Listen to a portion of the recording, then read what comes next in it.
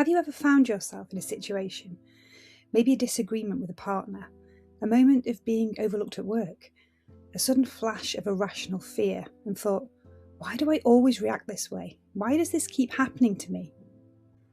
If this resonates, then this video is for you. Because the answer, the real answer, is almost never about who you are right now. It's about who you were a very long time ago, when you were too small to make sense of what was happening around you. Here's the truth that changes everything. Your adult life is being shaped in ways you cannot fully see by experiences you may have long forgotten. And not just the big ones. Not just the obvious ones. The subtle ones. The small moments of shame, rejection, invisibility or overwhelm that your 6-year-old self experienced and had absolutely no framework to process. The feelings she couldn't metabolize. The conclusions she drew to make sense of a world she didn't yet understand. The strategies she developed to stay safe, to stay loved, to stay acceptable. She's still in there. And she's still running the show in ways that would genuinely surprise you. Let's talk about why. Because understanding the mechanism behind this is one of the most genuinely liberating things you can learn about yourself. Your brain has a built-in filtering system called the Reticular Activating System, or the RAS. Think of it as the brain's search engine. It's constantly, automatically scanning your environment and asking one question: what do I already know that matches what I'm seeing? The RAS filters the approximately 11 million bits of information per second that your senses receive, down to the roughly 50 bits per second that your conscious mind can actually process. It decides what gets through and what gets screened out based entirely on what it's been taught to look for. And here's the crucial part. It was primarily taught what to look for before you were 7 years old. Between the ages of 0 and 7, the brain operates primarily in a theta brainwave state, the same state adults enter in deep meditation or hypnosis. It's a state of near total absorption with almost no critical filter. Everything goes in. Everything is accepted as true. Dr. Bruce Lipton's research on cellular biology and consciousness describes this period as the brain's primary programming phase, when the subconscious mind is essentially downloading the software that will run in the background for the rest of your life. The programs installed in this phase include how safe the world is, whether you are fundamentally lovable, how much space you are allowed to take up, what emotions are acceptable to express, what you have to be or do to earn connection. These are not abstract beliefs. They are deeply embedded operating instructions, and your reticular activating system uses them as its template for what to look for in every situation you encounter as an adult. This is pattern matching, and it runs almost entirely below the level of conscious awareness. Here's what it looks like in real life. Your RAS, primed by early experiences of being criticized or dismissed, scans every interaction for evidence of rejection and finds it even when it isn't there. A friend's short reply becomes a sign that you've done something wrong. A manager's silence becomes evidence of your inadequacy.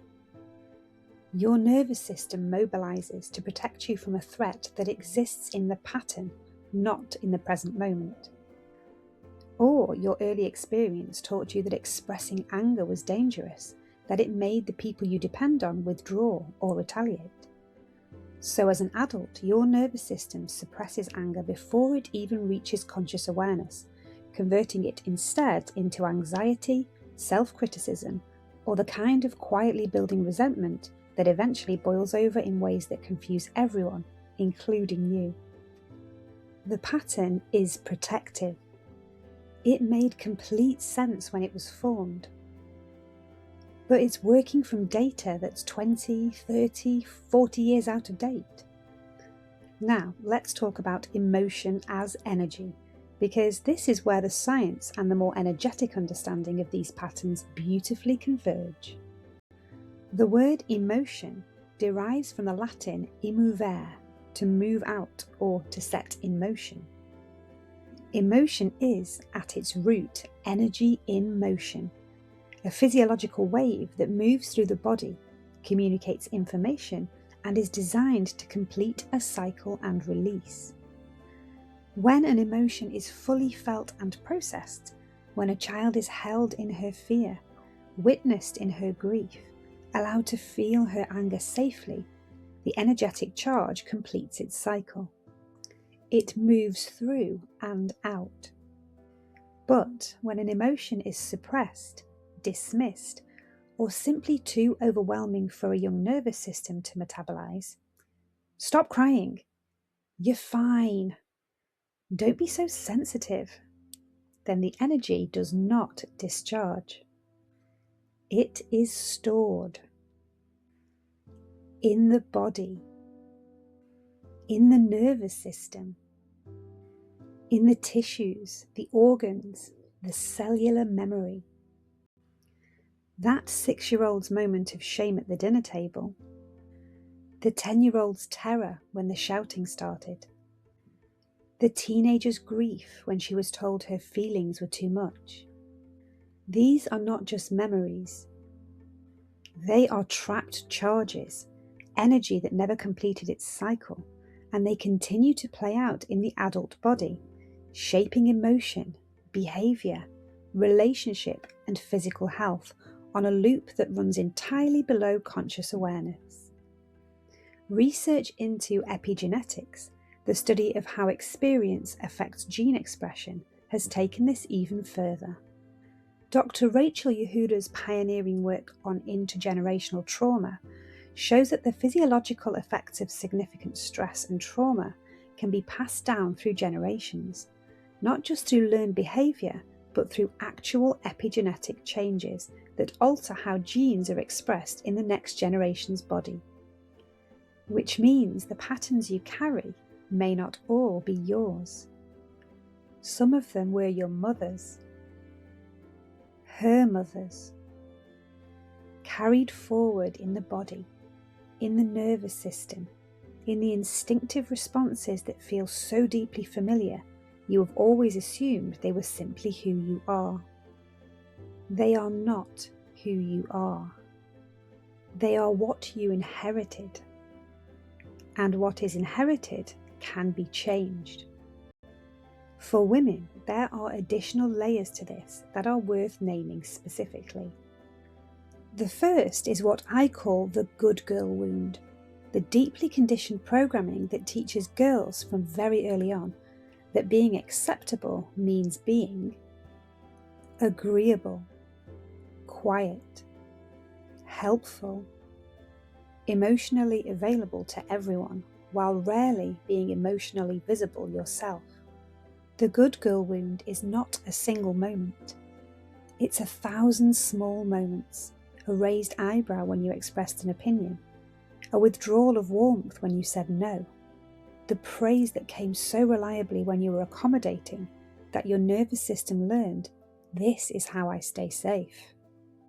That programming sits in the RAS now, filtering out the version of you that has needs, boundaries, desires, and things to say, and filtering in the one who keeps the peace.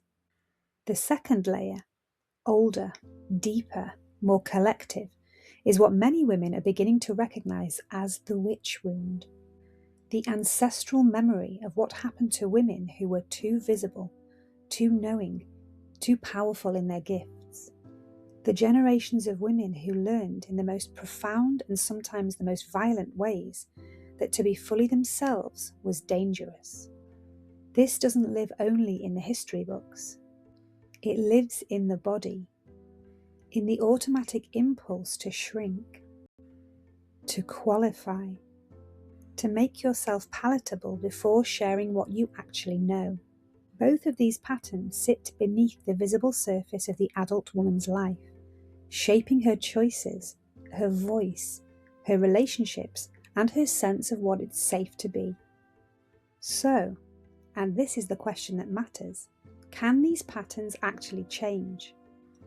Yes. Unequivocally, yes.